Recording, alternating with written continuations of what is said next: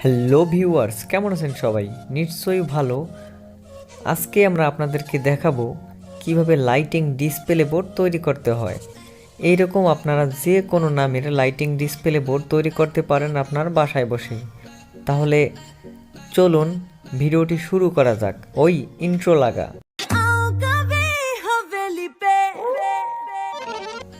হ্যাঁ ভিউয়ার্স, প্রথমে আমাদের দরকার হবে একটি প্লাইউড বোর্ড, যেখানে আমরা নাম লিখব। এরপরে দরকার হবে রেড এলইডি 5mm 1000 পিস। এরপরে green LED 5mm 1000 piece, blue LED 5mm 1000 piece, যদিও এক প্যাকেটে 1000ই থাকে।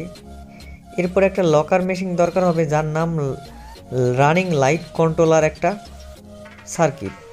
একটা 2 পিন প্লাগ দরকার হবে। প্রথমে আমরা ডায়াগ্রামটি দেখে নিই। একটা লকার মেশিন দেখুন, আর এখানে রেড এলইডি 135 পিস আপনারা নেবেন, এর বেশি নিলে কিন্তু কেটে যাবে। এখানে সিরিজ সংযোগ হবে, plus minus plus minus plus minus এইরকম সংযোগ হবে। অবশ্যই নিয়ম আছে অনেক। তো এরপরে আমরা দেখুন 2 নম্বর চ্যানেলে আমরা দিলাম ব্লু এলইডি। ব্লু এলইডি 90 থেকে 100 পিসের মধ্যে নিলেই হবে। আর তারপরে গ্রিন এলইডি আমরা 90 পিস নিলেই হবে, সিরিজ সংযোগ প্লাস মাইনাস এইরকম। আর যদি মিক্স করেন এলইডি তাহলে 100 পিস নেবেন। যেমন 4 চ্যানেলে আছে রেড আর ব্লু, এখানে প্লাস মাইনাস এরকম 100 পিস নিলেই হবে। এর বেশি নিলে কিন্তু কম জ্বলবে, কম নিলে কিন্তু কেটে যাবে। তো দেখুন 1 নম্বর যে চ্যানেল আছে আমাদের, এখানে আমরা রেড এলইডি, তারপরে ব্লু এলইডি, তারপর গ্রিন এলইডি এরকম সংযোগ করে দিলাম। তো প্রত্যেকটা এলইডির যে সিরিজ সংযোগের যে প্রত্যেকটা এলইডির প্লাসগুলো, সেখানে 1 2 3 4 এরকম প্লাসগুলো সংযোগ হয়ে গেছে। যেহেতু এটা 4 চ্যানেলের একটি লকার মেশিন, সামনে আপনারা এটা সম্পূর্ণ দেখতে পাবেন।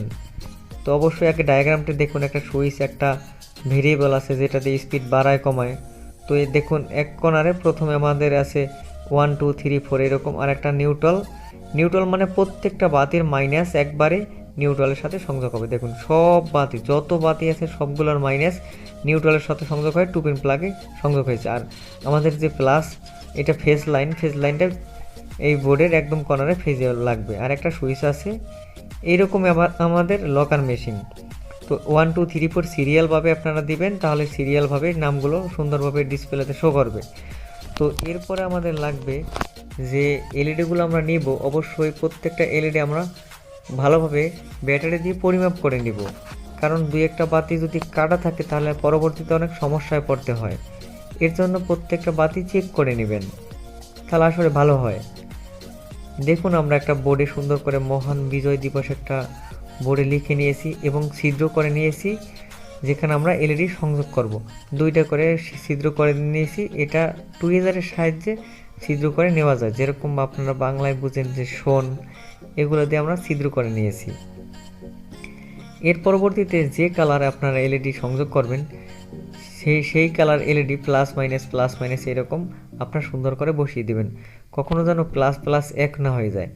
এই সবুজ কালার এলইডি 80 থেকে 90 পিসের মধ্যেই নেওয়া লাগবে। এর যদি কম নেন তাহলে কিন্তু কেটে যাবে।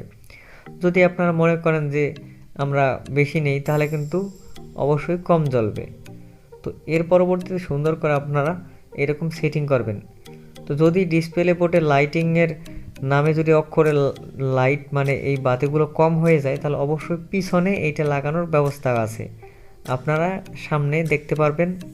অবশ্যই ভিডিওটি না টেনে সম্পূর্ণ দেখবেন যদি আপনাদের এরকম লাইটিং বোর্ড তৈরি করার কোনো ইচ্ছা থাকে তাহলে। তো অবশ্যই আপনারা সুন্দর করে প্লাস মাইনাস লাগিয়ে দিবেন। তো তার পরবর্তীতে দেখুন এরকম হবে। তো প্রত্যেকটা আপনার সুন্দর করে পেঁচিয়ে নেবেন। এটা রাউন্ড নোজ প্লায়ার্সের সাহায্যে অথবা হাতের সাহায্যে মোড়ানো সম্ভব হয়। দেখুন এরকম প্রত্যেকটা এলইডি সংযোগ করে দিবেন। যদি আপনাদের অনেক দীর্ঘস্থায়ী করতে হয় ডিসপ্লে বোর্ড, তাহলে অবশ্যই ঝালাই করে নেবেন। তো প্রত্যেকটা ঝালাই দিতে সময় লাগে না, হালকা করে ধরলেই ঝালাই হয়ে যায়। তো খুব সাবধানে কাজ করবেন, একদম ঠান্ডা মাথায়। দেখুন আমাদের ঝালাইগুলো কত সুন্দর হচ্ছে। এর পরবর্তীতে আপনারা দেখুন এখানে আপনারা যেমন এই যেখানে B1 প্লাস আমরা লিখছি, B1 এই যে মাইনাস আর প্লাস, এখানে 90 পিস বাতি আছে। আপনাদের আমরা দেখাচ্ছি একটা ব্রিজ বানিয়েছি আমরা বাতিগুলো চেক করার জন্য, B1- আর B1+। এরকম আপনারা লিখে লিখে নেবেন যে 90 পিস আমাদের কমপ্লিট। দেখুন এই 90 পিস বাতি। তো এরপরে দিবসের মাঝখানে ফাঁকা আছে, ওখানে আরও 90 পিস বাতি আছে।